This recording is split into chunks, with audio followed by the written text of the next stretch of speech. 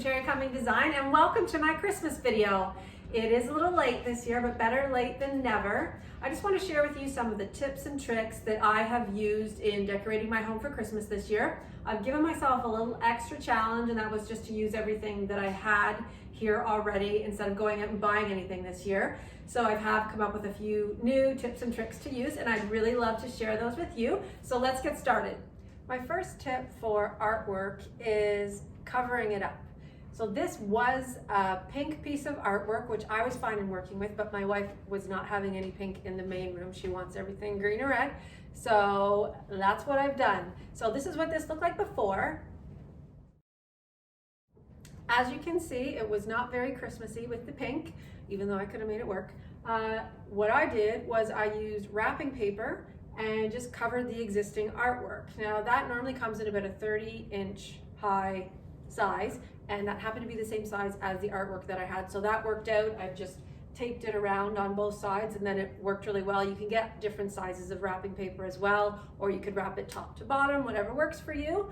I love the polka dot print, and I love just the real impact that I get from that. I wanted to add a little bit more interest, so I had these snowballs that I used in a display last year, and I've just glued them onto some string, attached them up onto the painting, and it's super Christmassy.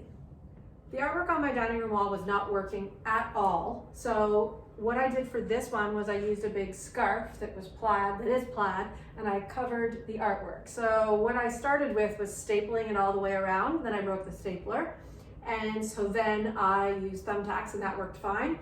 A staple gun would be ideal, but I was too lazy to go look for it. So anyway, it worked. You just basically attach it around the back of your artwork, and it looks amazing, I think. And then I wanted to add a little bit more interest to that, so I did some more garland on the top, put a wreath on the front, hung it all by a 3M hook here. I really like those. They're kind of hard to find right now, or they're in high demand.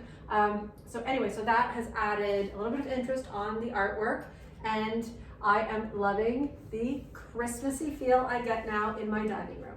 Another tip for artwork and dealing with a wall is it doesn't have to always be artwork that you use to fill the space. So what used to be here was a big, large tapestry, and it was blue, so it wasn't really working with my Christmassy feel. This is what it looked like before. And as you can see, it is very different. It definitely has a more Christmassy feel. I did use a canvas that I had downstairs that I had never had a place to put. I haven't had a place to put in this house yet anyway. And I didn't have it behind the sofa before because it's not wide enough.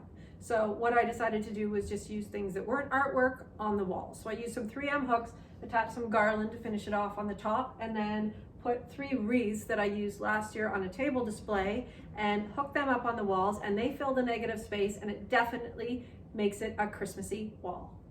So for this tip, using something that isn't necessarily a decoration as a decoration. And so what I've done is use my son's bow tie because it's Christmassy feeling, and I've put it on this green lamp, and it definitely kicks it up to Christmas, and it's fun, a conversation starter-ish, I don't know, but it's something kind of fun and feels Christmassy. I mean, really, you can use anything that's the right color scheme, and you can make it into a decoration.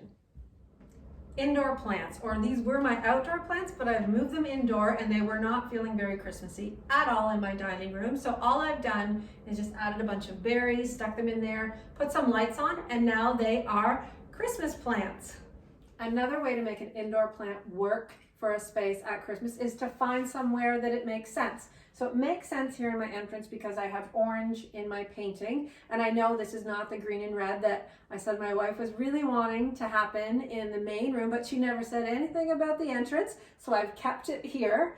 And I do feel like this plant really does work here. It's a Jerusalem berry plant that I got in the fall, so not very Christmassy, but I think it connects into all the other Christmas things in this environment, and it feels Christmassy to me.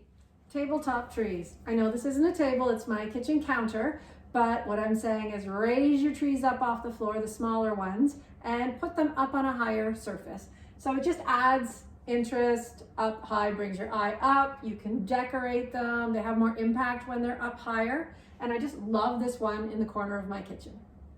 My final tip is stuffing, and I mean stuffing stockings when I say that. So I know stockings normally just feel kind of floppy as they're hanging on a mantle until they get filled on Christmas Eve. So all I have done with these is I've just filled them with some newspaper. Happen to have that here for the fire. And they just seem much more full and complete. I'm Terry Cumming from Terry Cumming Design. Thank you so much for checking out my video. Please subscribe below, click like, I would greatly appreciate it, and have a wonderful holiday season, and I'll see you in the new year.